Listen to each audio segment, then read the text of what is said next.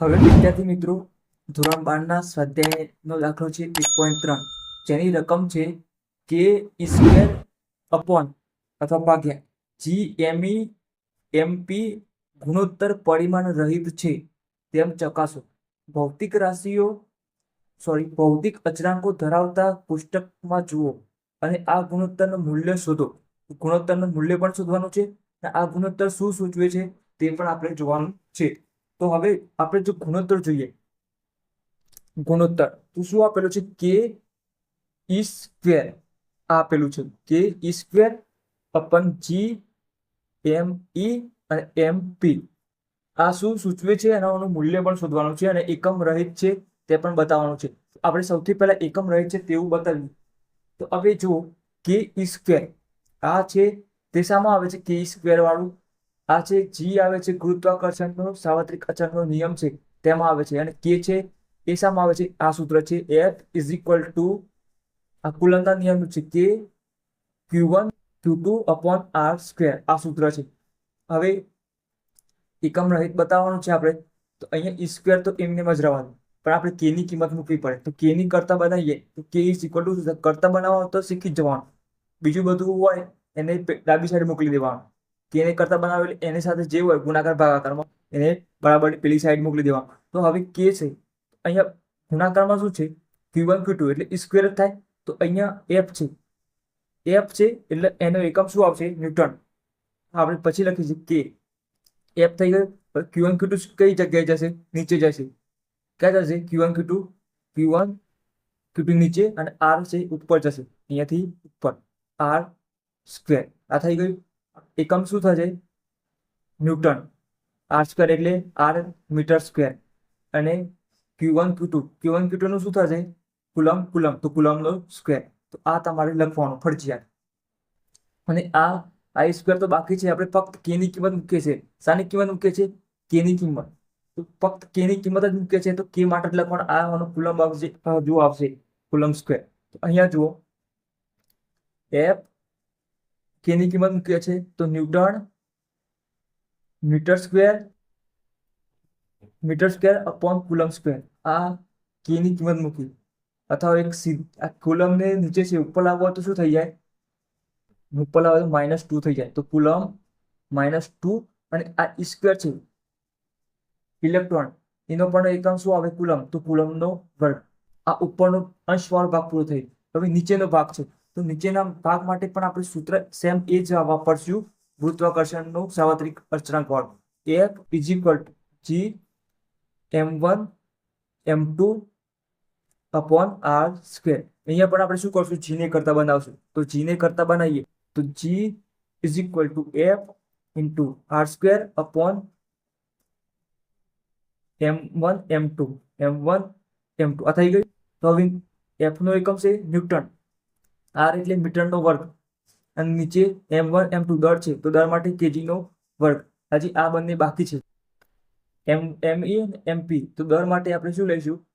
KG square. KG square. તો જી ની કિંમત મૂકીશું. ફક્ત શાની કિંમત? જી ની કિંમત મૂકીશું. તો જી ની કિંમત શું છે? Newton metre square upon KG square. આ કેજી સ્ક્વેર ઉપર આવશે એટલે શું થઈ જશે? માઇનસ થઈ જશે. ખબર પડી? કેજી સ્ક્વેર શું થશે? માઇનસ. અને ના લખવું હોય તો એની ઉપર રવા દેજો તો પણ ચાલશે. હવે એમઈ એમપી નું શું થશે? KG square. આ થઈ ગયું. તો કેજી સ્ક્વેર કેન્સલ. હવે આ સી એટલે કુલમ 2 - 2 તો 0 થઈ જાય. એ પણ તમે એ રીતે લખી શકો છો, અથવા આ -2 ને આપણે નીચે લાવી દઈએ સીધા તો શું થાય? 2. તો 2 કેન્સલ. એ પણ કેન્સલ કરી શકો છો, પણ અહીંયાથી આ રીતના પણ કેન્સલ થાય. આને કેજી 2 ને ઉપર લાવીએ તો શું થઈ જાય? કેજી -2. પણ આપણે એ રીતના નથી લાવતા, અહીંયાથી કેન્સલ કરી દીધી ડાયરેક્ટ. હવે પરિમાણ ચેક કરવા માટે આપણે શું કરતા હતા? MLT ચેક કરીએ. MLT દર, અંતર એટલે લંબાઈ અને સમય. તો અહીંયા જુઓ, ઉપર નીચે જે કેન્સલ થતું હોય કરી નાખવાનું. તો ન્યૂટન મીટર સ્ક્વેર. તો કશું બચતું નથી. તો કશું ના બચે તો ઘાત કેટલી આવે? 0 0 0. કોઈ પરિમાણ નથી, દર પણ નથી, એમની 0 કાઢે દર પણ નથી, લંબાઈ પણ નથી એટલે અંતર પણ નથી, અને ટી જેટલો સમય પણ નથી. તો આ રીતે આપણે પરિમાણ રહિત છે તેવું બતાવ્યું. શું છે? પરિમાણ રહિત છે. આ તમે નોટબુકમાં સીધું લખશો તો વધારે સારું રહેશે. હવે આપણે શું ગુણોત્તરનું મૂલ્ય શોધવાનું છે. તો ગુણોત્તરનું મૂલ્ય આપણે શોધીશું તો કે સ્ક્વેર અપોન જી એમ ઈ એમ પી. આ દરેક મૂલ્ય તમારે યાદ રાખવાનું છે. તેનું મૂલ્ય આપણે યાદ રખાયું શું છે? 9 ગુણ્યા 10⁹ ઈનું મૂલ્ય ઇલેક્ટ્રોન માટે આ ફક્ત યાદ રાખવાનું છે 1.6 ગુણ્યા 10⁻⁹ કુલમ પણ લખવાનું નથી, આપણે પરિમાણ રહે છે. આ થઈ હોય વર્ક કરવાનો. જીનું મૂલ્ય કેટલું છે? 6.67 ગુણ્યા 10⁻11. 6.67 ગુણ્યા 10⁻11. અમે ઇલેક્ટ્રોનનું દર એમ ઈ, ઇલેક્ટ્રોનનું દર શું છે? 9.1 ગુણ્યા 10⁻31. 9.1 ગુણ્યા 10⁻31. બીજું હવે પ્રોટોનનું દર, તો પ્રોટોનનું દર છે 1.67 ગુણ્યા 10⁻27. આ થઈ ગઈ. હવે આપણે સાદું પાડવાનું છે.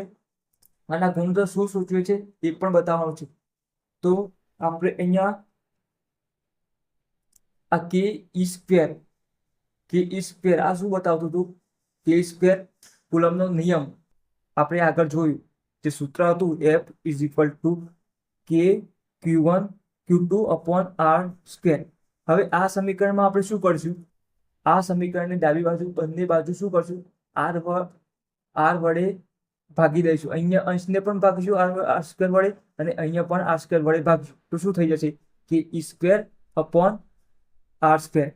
ભાગી નાખ્યું. અહીંયા પણ જી એમ ઈ એમ પી અપોન R સ્ક્વેર. તો આ શું થઈ ગયું? કરશું આ બની ગયું R સ્ક્વેર વડે ભાગતા શું બની ગયું? આ કુલમનો નિયમ કે Q1 Q2 upon R square. તો આ શું થયું? વિદ્યુત ઉર્જા માટે. વિદ્યુત કુલમનો નિયમ શાના માટે હતો? વિદ્યુત બળ શોધવા માટે. તો વિદ્યુત બળ માટે ઈ થઈ ગયું Fe, અને આ છે ગુરુત્વાકર્ષણનું સાર્વત્રિક અચળ જી m1 m2 upon R square. તો એને શું કહે? F જી. આ વડે દર્શાવી શકીએ. આ થઈ ગયું. હવે આનું આપણે સાદું રૂપ પાડવાનું છે. અહીંયા 9 ગુણ્યા 10⁹. હવે 1.6 ગુણ્યા 10⁻, અહીંયા જુઓ 1.6 નું તો કરીશું 2.56 આવે છે. અહીંયા 10⁻19. અહીંયા શું થાય? 10⁻19. અહીંયા ઘાતનો ગુણાકાર થાય તો શું થઈ જાય? 10⁻38 થાય કે ના થાય? 19 દુ 38. હવે 1.6 કર્યું કેટલું થાય? 1.6 ગુણ્યા 1.6. જુઓ 2.56 આવી ગયું. 2.56 16 નો વર્ગ કરવાનો 2.56 અને 2 પોઈન્ટ ડાબી બાજુ ખસી જવાનું. તો અહીંયા આવી જશે 2.56. હવે અહીંયા નીચે છે શું છે? 6.67 ગુણ્યા 10⁻11 અને 9.1 ગુણ્યા 10⁻31. 1.67 ગુણ્યા 10⁻27. હવે આપણે ઘાતવાળું અલગ રાખીશું અને શું કરશું? બાકીનું ભાગાકાર કરી દઈશું. તો ઉપર 9 અંશમાં છે 6.67, 9.1 અને 1.67 અને 2.56. તો આ 9 અને 2.56 નું શું થશે? ગુણાકાર થશે. અંશમાં હોય એનો ગુણાકાર થાય, છેદમાં હોય એનો ભાગાકાર થાય. ભલે જવાબ આવી જાય તો પણ. તો અહીંયા જુઓ 9 ગુણ્યા 2.56 થઈ ગઈ 2.56.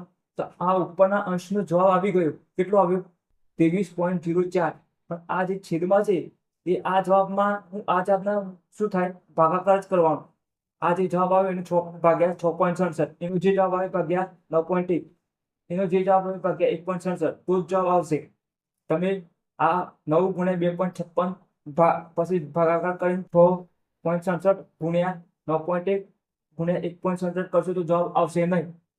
તો આપણે 9 ગુણ્યા 2.56 કરી દીધું. એનો જે જવાબ આવે, જવાબ કેટલો આવ્યો? 23.04. 23.04 આવે. તો ચોક ફરીથી કરી દઈએ. 9 ગુણ્યા 2.56 23.4 આવી ગયો જવાબ. હવે શું કરવાનું છે? ભાગ્યા 6.67. તો અહીંયા જુઓ ભાગાકાર દબાવવાનું છે. શું કરવાનું છે? ભાગ્યા 6.67. 6.67 પછી બરાબર કરી દેવાનું. જે જવાબ આવ્યો એને ભાગ્યા 9.1 ભાગ્યા શું કરવાનું? જે જવાબ આવ્યો એને ભાગ્યા 9.1.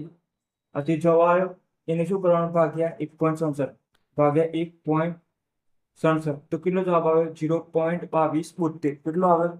0.2272. 0.2272 આટલો જવાબ આવે. હવે ઘાતનું જે છે એને શું કરવાનું, ઉપર ડાયરેક્ટ કેલ્ક્યુલેટર છે તો ગણતરી કરવા બેસવાનું, ડાયરેક્ટ કેલ્ક્યુલેટરથી જ કરી દેવાનું.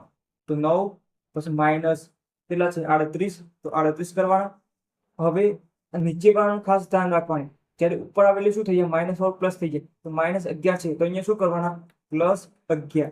પછી અહીંયા -31 છે, ઉપર આવેલી શું થઈ જાય +31, તો અહીંયા +31 કરવાના. પછી -27 છે, ઉપર આવેલી શું થઈ જાય +27, તો કેટલા થઈ ગયા 40. તો ગુણ્યા 10 ની કેટલી થઈ ગઈ 40 ઘાત થઈ ગઈ. હવે પોઈન્ટ ખસાવીએ તો અહીંયા ગુણાકાર કરવો પડે, અહીંયા ભાગાકાર કરવો પડે. અહીંયા જેવું 10 વડે ગુણશું તો 2.27 થઈ જશે. તો કેટલા 2.27. આ ગુણાકાર કરે તો 10 વડે ભાગાકાર કરવો પડે તો 1 ઘાત કહેવાય. જ્યારે ઉપર 1 ઘાત જાય એટલે શું થઈ જાય -1 ઘાત થઈ જાય. તો કેટલા થઈ જાય 10 ની 39 ઘાત થશે. તો જવાબ શું આવે આપણો, તો અહીંયા આ જુઓ r² વડે ભાગતા તમારે વિદ્યુત બળ અને ગુરુત્વાકર્ષણ બળ Fe/Fg કેટલા આવ્યા 2.27 અથવા 2.3 પણ કહી શકો છો. 2.27 લઈ લઈએ તો ગુણ્યા 10 ની 39 ઘાત. આ શું કહેવા માંગે છે, એનો મતલબ એવો છે કે અહીંયા જુઓ, અહીંયા સાઈડમાં લખું છું, અહીંયા Fe = 2.27 ગુણ્યા 10 ની 39 ઘાત. તો અહીંયા છેદમાં Fg છે, તો આ Fg વાળું જો અંશમાં લઈ જઈએ, છેદમાં છે Fe ના છેદમાં છે તો બરાબરની પેલી બાજુ જાય તો ગુણાકારમાં જાય તો Fe = 2.27 ગુણ્યા 10 ની 39 ગુણ્યા Fg. તો Fg નું મૂલ્ય માની લો કેટલું છે 1, ખાલી 1 છે.